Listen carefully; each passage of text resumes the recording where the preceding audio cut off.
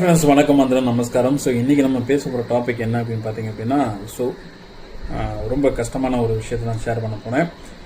So இந்த தென்மேற்கு பருவமழை ஆரம்பிச்சுனாவே பார்த்தீங்க அப்படின்னா எங்கே அதிகமான ஒரு தாக்கம் இருக்குது அப்படின்னா, உங்கள் எல்லாருக்குமே தெரிஞ்ச மாதிரி தான் கேரளாவை ஒரு புரட்டி போட்டுரும்.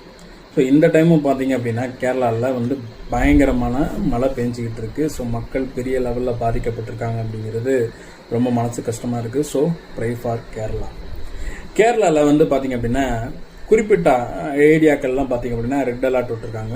அதுலேயும் பார்த்தீங்கன்னா பர்டிகுலராக பார்த்தீங்க அப்படின்னா அந்த மணிமாலா ரிவர் பார்த்தீங்கன்னா ஃபுல்லாக நிரம்பி போய்கிட்டு இருக்கு. ஸோ இது பார்த்தீங்கன்னா திருவள்ளா டிஸ்ட்ரிக்டில் இருக்குன்னு நினைக்கிறேன். ஸோ அந்த காட்சியெல்லாம் நம்ம பார்க்குறப்ப என்ன இவ்வளோ மழை பெஞ்சிருக்கா அப்படின்ற மாதிரி தோணுது.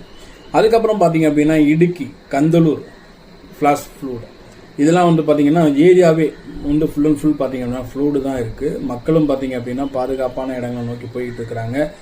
ஸோ ரொம்ப கஷ்டமாக இருக்குது. இன்னொரு இடத்துல பார்த்தீங்க அப்படின்னா லேண்ட்ஸ்லைடு வேறு நடந்திருக்கு. ஸோ மண் சரிவு வேறு நடந்திருக்கு. அதாவது NH66 அதாவது நார்த் காசர்கோடில் பார்த்தீங்க அப்படின்னா நிலச்சரிவு ஏற்பட்டிருக்கு. அதனால் அங்கே இருக்கிற போக்குவரத்து எல்லாம் பார்த்தீங்க அப்படின்னா பெரிய லெவலில் பாதிக்கப்பட்டிருக்குன்னு தான் சொல்ல முடியும். அதுக்கப்புறம் பார்த்தீங்க அப்படின்னா அந்த மெரைன் ட்ரை வியூ கொச்சியில் இருக்கு. அந்த கொச்சிக்கு போகிறவங்க பார்த்தீங்க அப்படின்னா இந்த பிளேஸுக்கு போகாமல் இருக்க மாட்டாங்க.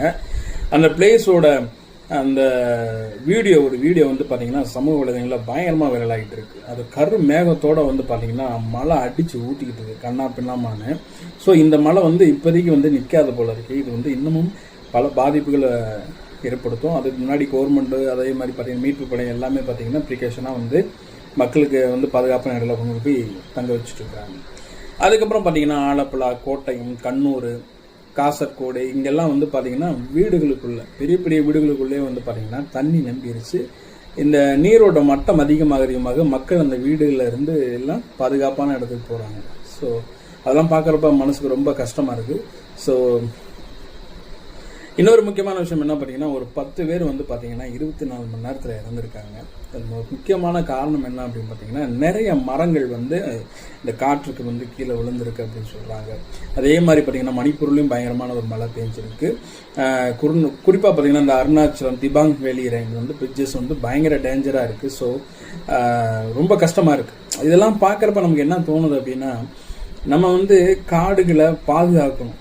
காடுகளில் போய் நம்ம அழித்து நம்ம சுயநலத்துக்காக அதை பண்ணதான் இயற்கையானது என்ன பண்ணுது அப்படின்னா அதோட கோபத்தை வெளிப்படுத்தி இந்த மாதிரி விஷயங்களும் நடக்குது.